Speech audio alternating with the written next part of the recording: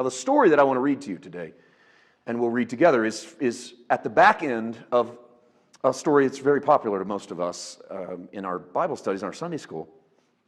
Israel has left the land of Egypt. They have traversed Mount Sinai. God has given them the Ten Commandments, the law. For most of Exodus and Leviticus, we've been on this building mode where Moses is building upon the law. He's having daily trips to talk to God, and he's coming back with more rules. And he comes back tomorrow with more rules. And the Bible's getting longer and longer and longer with rules. We get to Numbers, and Israel is finally there. They're camped out at Kadesh Barnea. Right across the Jordan River is the Promised Land, the very land that they've been told about since they were little kids. Your great-great-grandfather Abraham, God told him he was going to give him the land. And what brought him out of Egypt was this idea: we're going to get the land. We're not going to have to work for the Egyptians anymore. We're going to get to work for our own crops. They get all the way to Kadesh Barnea. They're ready to cross the Jordan, and they send 12 spies across the river. Now, everybody knows the result of the 12 spies, but let's recap real quickly. 10 of the spies come back with one message, and 2 of the spies come back with an entirely different message. And since we all love to go with the majority, it is sort of in our hearts. Israel is more convinced because there's 5 times more people preaching this message than there is preaching the other message. And the message most popularly preached at Kadesh Barnea was the 10 spies. 10 for a Jew was already becoming the number of the law. And those 10 spies say, listen, man, that country is full of giant warriors. I've never seen anything like it. We are former slaves that don't know how to swing a sword. These guys are professional warriors. They're an iron army over there. We have no chance. We need to regroup, figure it out, and maybe someday, but there's no way we can take them now. That's the majority opinion. And then there's the minority message, Caleb and Joshua. And Caleb and Joshua's message is, look, those guys are huge, no doubt. They're giants, but man, you should see their grapes. That was literally their message. The giants are big, but man, you should see the grapes. We'll drink wine forever. We'll eat forever. The food over there is unbelievable. The stuff we're eating over here is nothing compared to that's why they're so big. We need to go over there and get their food. We can do this. And Caleb and Joshua's message is, hey guys, the same God that brought us out of Egypt can easily take out those giants. Let's just cross over and go get them now. And the opinion of the congregation of Israel, maybe close to 1 million strong, is let's go with the majority opinion. 5 times more preachers are saying they're bigger giants than us. They're better warriors than us. Let's don't do it. Forget it. So they take a vote by and large, and they decide to stay behind. And God speaks to Moses and said, I want you to go tell Israel this. I brought them out of Egypt. I crossed the Red Sea. I drowned Pharaoh and his armies.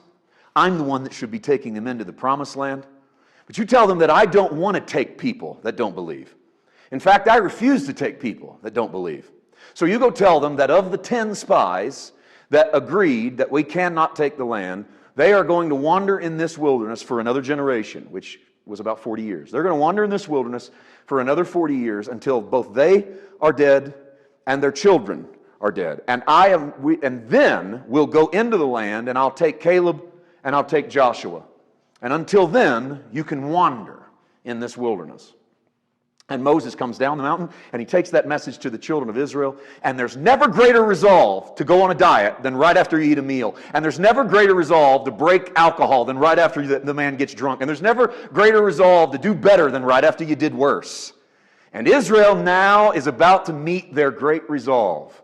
We're unable. God says we can't do it. We failed. We failed in our faith. And then Numbers chapter 14. Verse number 39. Then Moses told these words. What words? The words I just shared with you that God said you're not going in. Moses told these words to all the children of Israel, and the people mourned greatly. And they rose early in the morning and went up to the top of the mountain, saying, here we are. We will go up to the place which the Lord has promised, for we have sinned. I want you to notice that in verse 40, the reason they want to take the mountain is not because the Lord promised them the mountain. What's the last phrase of verse 40? We've sinned. We're going to go take that mountain, not because God promised us that mountain. We're going to go take that mountain because we sinned. We failed. We should have took that mountain yesterday when we had the chance, but we failed. So you know what? Our failure motivates us to do better. This is the very definition of resolve. They are not resigned to go take the mountain because God promised them the mountain. They are resigned to go take the mountain because they sinned. And their response to sin was to do the right thing. Verse 41, Moses says, watch Moses, very disinterested. His day was yesterday. Moses said, now, why do you transgress the command of the Lord? This will not succeed. Do not go up, lest you be defeated by your enemies. The Lord is not among you. For the Amalekites and the Canaanites are there before you. You shall fall by the sword because you've turned away from the Lord. The Lord will not be with you. But they presumed to go up to the mountain.